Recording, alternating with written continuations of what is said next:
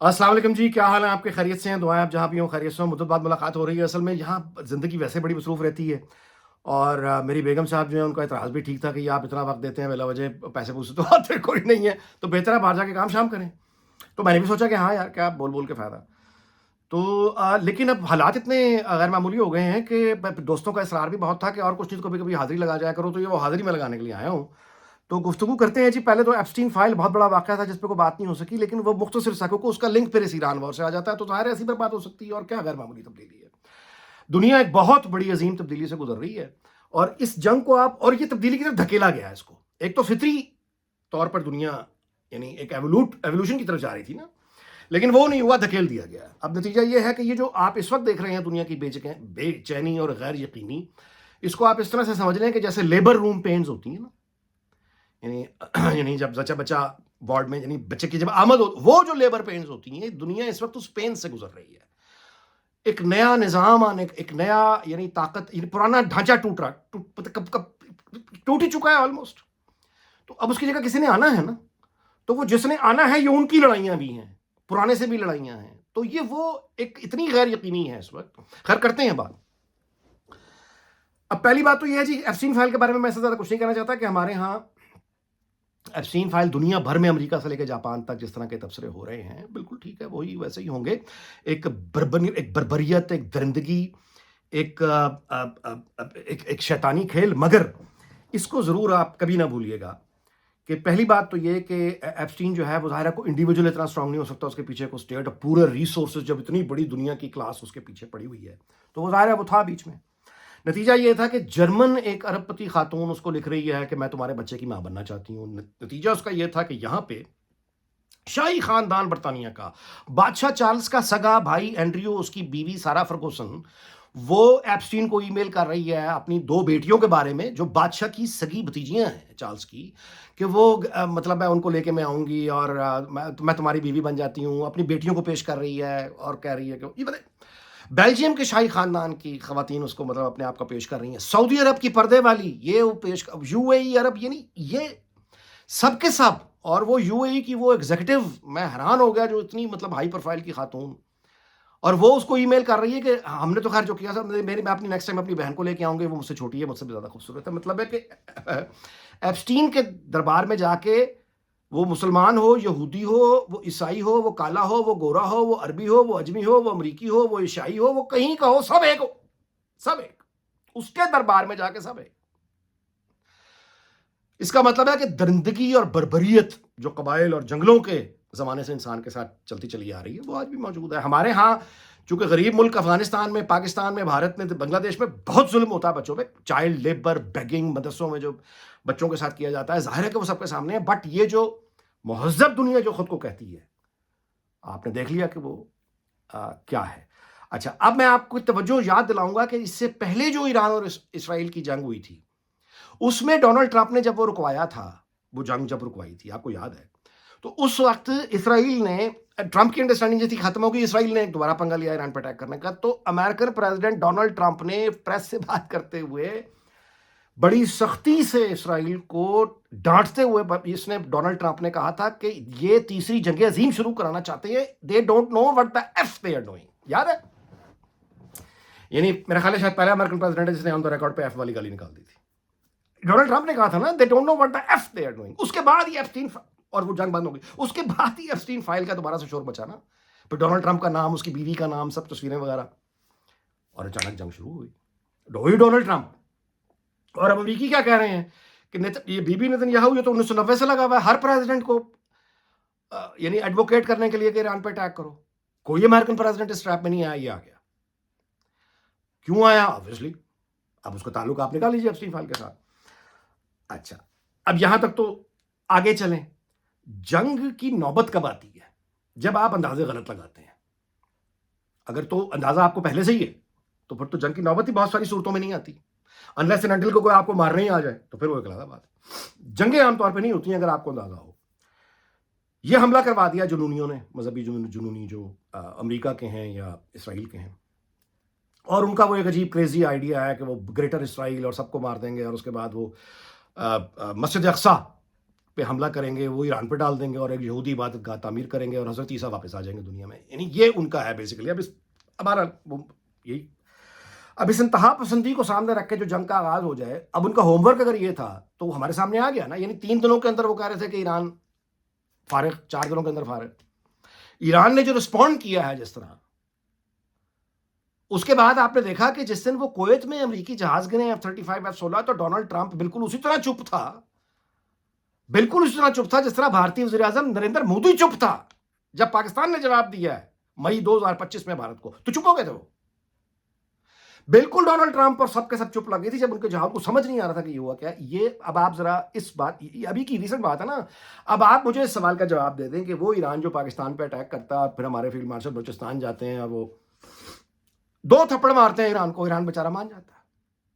उसके बाद इसराइल और ईरान के साथ वो शुरू होता है, तो उसके बाद पाकिस्तान ईरान की मदद करता है, तो वही ईरानी पाकिस्तान के लिए तराने तशक्कुर के गाते हैं, पार्लियामेंट में पाकिस्तान का शुक्रिया अदा करते हैं। वो ईरानी एकदम इतने एडवांस कहां से हो गए कि उनको इतनी प्रिसाइज लोकेशंस पता है कि सऊदीया में कहां अटैक करना है, कुवैत में कहां करना है, फलां कहां करना है, और उसके बाद वो अमेरिकी जहाज गिरा रहे हैं। अकल में आती है बात? ये मैं क्यों सवाल कर रहा हूं? ये मैं इसलिए अर्ज कर रहा हूं कि वो लोग जो ये समझ रहे हैं कि ये सिर्फ ईरान और चीन से शिकवा या रूस से शिकवा, चीन और रूस ऑलरेडी वो असिस्ट कर चुके हैं, कर रहे हैं, जिस हद तक वो कर रहे हैं। ये बेडू सिस्टम है, ये प्रवीण सहानी है जो इन्वेस्टिगेटिव जर्नलिस्ट भारत के, ये वो निकाल के लाए हैं, तहकीक करके लाए हैं कि ये उन्होंने तफसील उसकी बताई है कि किस तरह से चाइना ने ईरान की जो ड्रोन टेक्नोलॉजी में जहां उनकी मदद की है, वो चिप इस तरह के डिजाइन किए हैं कि जो रेडार सिस्टम नीचे आपने लगाया होता है दुश्मनों के जहाज गिराने के लिए, उस सिग्नल को रॉन्ग सिग्नल भेजा उसको। अच्छा ये है क्या, इसकी जरूरत आपने एक रेडार लगाया ना कि जहाज आएगा तो उसको मार देना है, तो जहाज तो मशीन, वो रेडार तो मशीन है ना, वो जो नीचे आपने एक वॉच डॉग बिठाया हुआ है जहाजों के लिए, वो तो मशीन है। उसके अंदर आप जो डाटा फीड करेंगे वो तब उसको पता चलेगा ना कि अपना जहाज कौन सा है और दुश्मन का जहाज कौन सा है। डाटा जो एंटर करेंगे उसको रडार को पता चल जाएगा। अब वो डाटा जो उसके अंदर एंटर हुआ है, जिसने हिट करना रडार ने एनिमी के प्लेन को और अपने प्लेन को नहीं करना, अगर वहां पे सिग्नल इंटरसेप्शन गलत हो जाए और अपने जहाज को वो दुश्मन का जहाज समझे, तो वो किसी से पूछेगा नहीं, वो फायर हो जाएगा। That's precisely what happened in Kuwait with American airplanes. उनके अपने ही सिस्टम ने अपने ही जहाजों को दुश्मन का समझ के फायर कर दिया। ये टेक्नोलॉजी ईरान की है। ये जो बेडूस ग्लोबल सैटेलाइट नेविगेशन सिस्टम है, ये जो प्रिसिशन है अटैक्स की, ड्रोन्स जो हो रहे हैं, ये टेक्नोलॉजी ईरान की आपको लगती है? जाहिर है कि।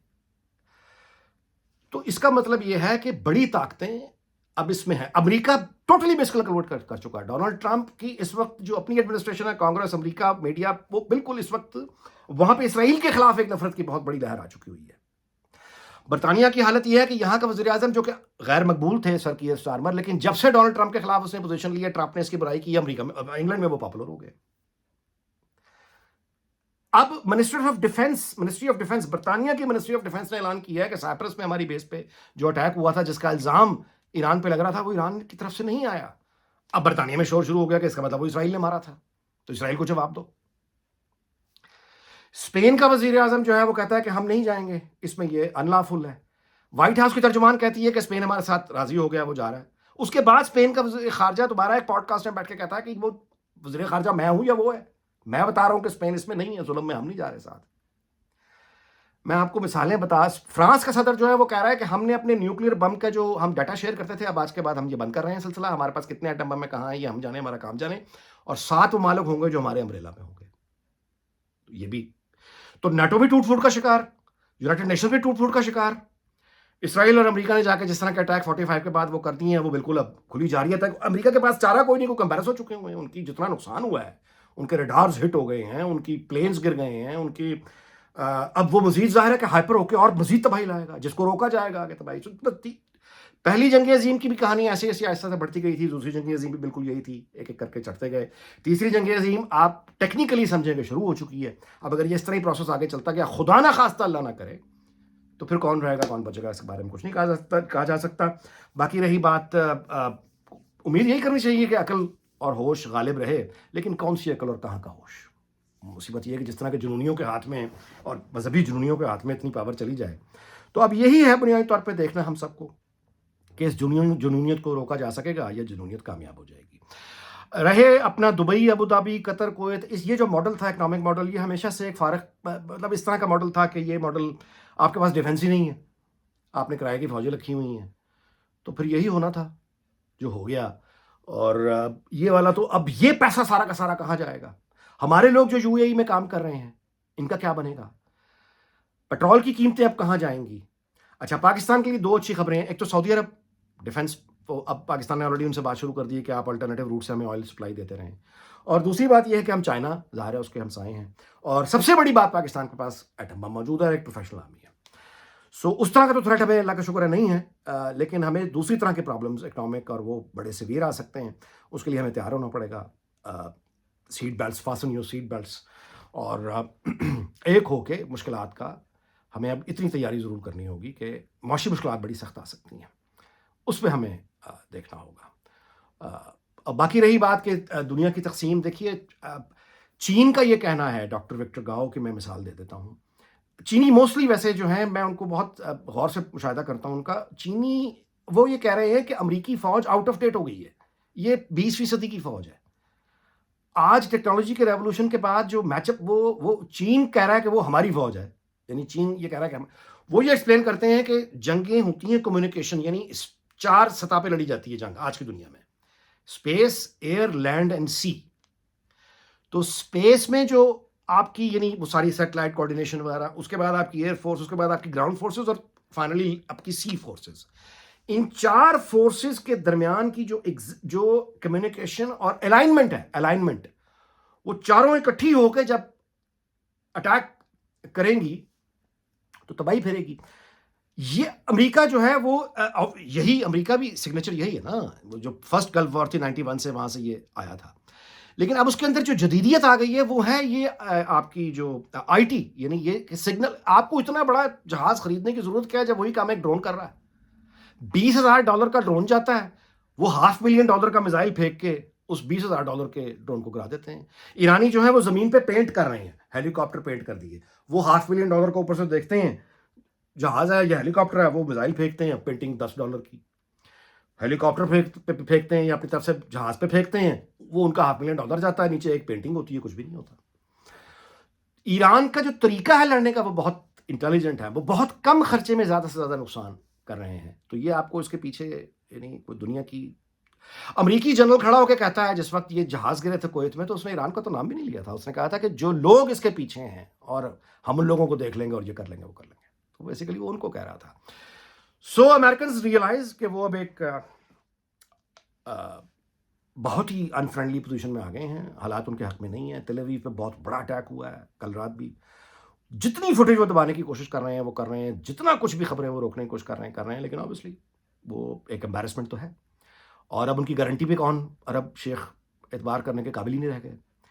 تو اتنی بڑی امبیرس کے بعد کیا، اتنی بڑی شرمندگی کے بعد کیا امریکہ خاموش ہو کے واپس چلا جائے گا؟ بہت سے لوگوں کا کہنا ہے کہ ٹرمپ جو ہے وہ اس لیے مطلب ہے کہ وہ مڈل ایسٹ سے بھی جائے گا، امپائر بھی ختم ہوگی، وہ راستے پہ امریکہ چل پڑا ہے، بہت سے لوگوں کا یہ خیال ہے۔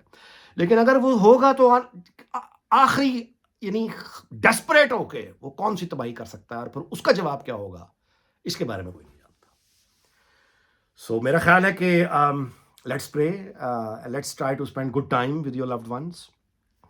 اچھا وقت جو ہے جب تک ہیں خوش رہیے، دوستوں سے گپ شپ لگائیے، ناراضگیاں ہیں تو انہیں ختم کیجیے، کیونکہ اگر مشکل دن آگے آ گئے تو پھر کون رہے گا کون نہیں رہے کس کیا پتہ۔ دعا بہرحال یہی کرنی چاہیے، خیر رہے، اللہ تعالیٰ پاکستان کو دنیا بھر کو شاد اور آباد رکھے۔ آپ سے اجازت چاہتا ہوں، اگلے ویلاگ میں ملاقات ہوگی، جب بھی کروں گا آپ سے ملاقات ہوگی۔ اپنا خیال رکھیے گا، اللہ حافظ۔